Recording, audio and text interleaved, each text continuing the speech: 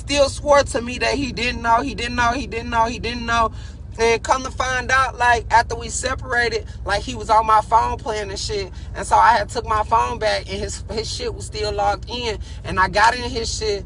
And once I got in his shit, I saw an email from an infectious disease doctor back in 2015. And now anybody living with HIV know that you are never referred to an infectious disease doctor unless the infectious disease has already been detected in your bloodstream. And so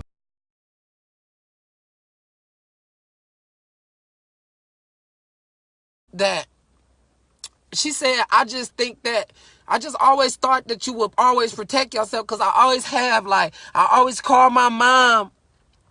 I know, right, Keisha, and I thank God for that too. But I used to always call my mom, and I used to be like, Mama, I just smashed this chick, put her name in this book. And so I had this book of names of people that I would smash, from different states or whatever. And so I had a whole book, and my mom was like, she was like, I'm not sad because of what you're going through. She said, I'm more crying tears of hurt and pain because I knew you was always wanting to protect yourself. And she was like, but it's gonna be all right and you can make it. But I remember getting in this lifestyle. My mom said, I don't think the lifestyle not for you because I'm in church and I feel like it's against God. She said, but I just think the person you are and the good heart you are, like, cause my mama always had gay friends and stuff when we was younger. And so trannies and stuff like that. We never knew they was men, until we got grown. And my mama said, y'all remember her? She was a man. And I'm like, what? And we never knew. We just used to call them auntie when we was younger. And so my mom had said, I don't let nobody put me down no more, bro. No more. It's all them tears gone. But I cry now sometimes because it's just it's me. Like, I just be emotional a lot of times, but I ain't letting it bring me down. But my mom had said to me, you such a good person, she said, and your heart so pure. She said that people in this lifestyle, like, I've known throughout the years, that they are advantage takers, advantage seekers. And if they can take advantage of a person or seek opportunity from a person, that they'll do it. And my mom said, in this lifestyle, you will be the person that'll be used until you can't be used no more, and you will really love somebody and you will be hurt. And I never put it together until, like, after the fact of me being positive because of a nigga. Like, and I just want y'all to share this shit. Share, share, share, share, share, share, share, share. Thank you, Deandra. I appreciate it. I appreciate y'all because the shit be hard, y'all. Like, most of y'all that know me knew I fought, knew I carried guns, knew I was savage, but I still was a good person. You know what I mean? And so to now be like, damn, I'm gonna let this nigga ride because at the end of the day, like, of course, like, I got a whole bunch of hood niggas, my hood homeboys, I had homies in Atlanta wanted to shoot them, homies all over that's like, damn, we can't believe he did this shit to you, like, you want us to kill him? I'm like, nah, it ain't that serious, because I am a firm believer that vengeance is mine, said the Lord, I will repay. And so the stuff that people do to me, like, now I done got older, I just don't want to see my kids through a glass. And so I just let it ride. And I feel like to be out here and to see, like, now I live in the state and city where he grew up at. And like, to run into people and how they talk bad and down on him, like this been his whole life, it's like, damn, that's fucked up. Like, cause I know you go back to my city, like, I took a friend back to my city and it was all good shit. Like, all my friends and the people that knew me and had communication with me, they all had good things to say about me. And so to be where he grew up and to hear the things that I hear, like, it's like, damn, like, this your whole bogus life, this whole life. But I finally did get a heart to cause I had this what really made me want to just go ahead and just file charges against him. I hadn't talked to him, and I received the call from him or whatever. No, a message. He messaged me. He had been calling and messaging me, and he messaged me and said, oh, I can go out of the country now with... I used to could go out of the country until he put a charge on me for beating me, and I defended myself, and so my passport was revoked. And so I couldn't go out of the country. And like everything that he do that he took from me, he liked to like throw it up in my face. And so I was talking to my friend the other day, and we had went down to this little clinic or whatever to get tested, and I was telling them, because I be taking my friends and shit too, like, come on, bitch, you been fucking, come on, bitch, let's go get tested. Let's make sure you ain't got that never leave. Because that's what my sister used to always call it back in the day, that never leave. And so I'm like, let's go get this never leave. And I got a friend, she's one of my good friends here in Indy. I call her my indie bestie, because I got a lot of besties across the United States, but she's my indie bestie. And I told her, I said, let's go get you tested, girl. And so she going through a bad emotional breakup, and so am I. And so like we more so of each other's like rock right now. Like I always be keeping her with me, always drag her with me everywhere I go. I be like, come on, nope, you going with me, nope, you going with me. Don't think about that nigga. I ain't think about the nigga used to fuck with. So don't think about that nigga. We got each other. We don't need nobody. So every time she get emotional or whatever, I be giving her my bag. And I be like, girl, you don't got no attachment to that nigga. I say, you don't got, I give her this bag. And I say, girl, you don't got no emotion, no attachment to this nigga that don't care about you. I having to shake my bag, shake my bag. You hear them pills in my bag, girl? And she just shake her head, and I say, that's an attachment that I got to a nigga that don't give a fuck about me. And I'm still moving on, so I need you to move on with me. So we encourage each other. But I had took her to the clinic or whatever, and I was talking to the people at the clinic, and they was like, did he know? And I was like, well, I didn't know he knew, but I found a email that he had been referred to an infectious disease doctor. And they was like, oh, well, if he was referred, then was it referral before you? And I'm like, yeah. And he was like, that was like, well, you need to file criminal charges against him, because that's a criminal offense, and he can't be locked up for that. And so I was thinking, and I prayed about it, and I'm like, man, I don't even want to go through that shit. Like, I really don't. But the lady at the center told me, she said, you know what, look at it like this, you gonna save somebody else, because if he didn't care to tell you, imagine how many people before you and after you he didn't care to tell, and he gave that shit to. And I was like, you know what, this lady is totally right. So today I finally mustered up the strength to go file charges on him in regards to that. And I know God gonna bless. Like, I know God gonna bless me. Even in the midst of my storm, like, I try to still smile, and I still try to encourage people. I want y'all to share this shit, real shit. Share, share, share. But in the midst of my storm, like, when I meet people that they got a storm in their life, like my homegirl, I love her so much, and she just don't know. Like, I tell her every day how much I love her, because, like, going through the shit that I go through, like, it ain't always golden in my life. It's not always golden in my life. And so I tell her, I love you so much, girl. Like, let's just go. Even if we just go play tennis or we go outside and walk or whatever, I say, come on, let's just go. Let's just go out. I want y'all to share this. I tell her, come on, let's go out. Let's go out. You know, and she be like, I don't feel like it. And I know it don't be nothing but depression because of that nigga. And I was in that same boat, and I'm starting to come out like I'm paddling to shore. And I keep telling her, I want you to stay on this boat with me. I know the tide is getting high, but we got to make it. We going to make it. And like, she just the biggest support system to me. And I don't think she realized it. But I love her so much. Like, the support she gives to me, I just know we can make it. And I just tell her, she like, you just so fucking real. I just can't help it. You can ask me any question you want to, Talia.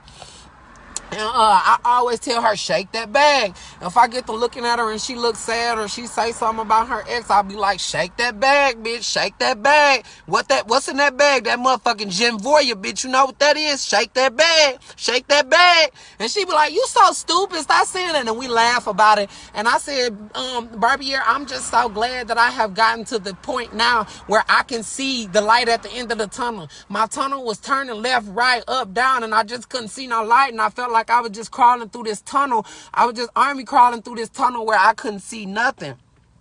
And I just want you to keep coming with me, just following me through this tunnel. I got you. I said, we gonna be all right. Like, it's all right. Shake that bag, shake that bag. And she just laughed. And I'm glad that I can find like some type of enjoyment out of it, you know, with her. But she just don't know. Like, I tell her all the time, like, if I get rich, you rich. Like, cause I just love her so much. No, he never, nope, he never, And he had his 60. Oh my god, I'm stunned. Nope. I never seen the pill bottle, and what really made me realize that he knew he had it, he had got pills from his best friend.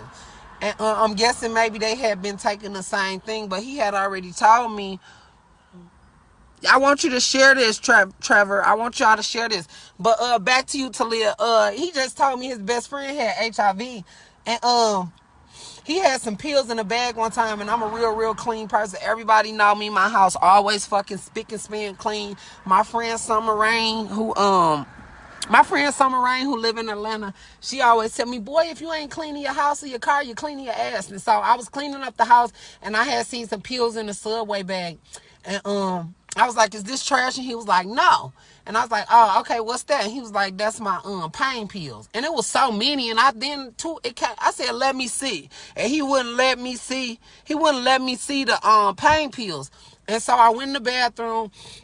And then I waited a minute, I went back out, and it was in a Subway, one of them little plastic Subway bags. So I grabbed the bag, and I ripped the bag with a pill, and I had a pill in plastic. So I ran in the bathroom, and I looked the pill up, and it was an HIV pill. So that's what further led me to know that knew he had it. But nope, I never seen no pills, because one of his friends had told me that after the fact, that like just recently, because one of his friends, the same friend that he used to dog me out to, but his friend told me that he been knew that he had it or whatever. And so he just wasn't taking care of himself, and that's how he became detectable and was able to spread it to me. So no, that answers your question, man. Your strength continue to build others. Yes, and I want y'all to share this. If y'all don't share it, share this. Like on some real shit. Share this. Like it's real out here, and I want to be that person to give people a choice. Like me and my friend, we always joke about how different we are. Like we're different, like we're different. And she was like, you so different, and I say, yeah, I dare to be different. I've always been like that. And so nope, I never knew anything. I never was the person that you could tell me I'm cute through my snap and we fucking tomorrow. And come to find out, that's the person he was. And he used to make me to be this bad person to everybody in his circle. And I just couldn't understand why, like, you never wanted somebody to be, like me personally, if I got a mate, I want my mate to be friends with everybody I'm friend with, you know? And oh, thank you, Janelle. I want my mate to be friends with everybody I'm friends with, so it's never any issue or confusion. And so I never could understand why he would turn everybody that he knew or try to turn them against me. Until one day one of his friends told me he do that because he don't want his dirt to come to the surface. And I was like, damn, that makes perfect sense. It makes perfect sense. Oh yeah, I know. I just went to data press charges. Janelle, I did finally muster up the courage because I still had so much love that I was like, oh, I just don't want to go through the court situation and do all of that. None of his friends never came, told you. No, they never did. All his friends was his friends. So, your friends back you up. Like my friend, and my friends will back me up too. I don't think they'll ever disclose anything that I don't, to somebody. But I'm not that person to not tell somebody. So I definitely am gonna tell people what's going on.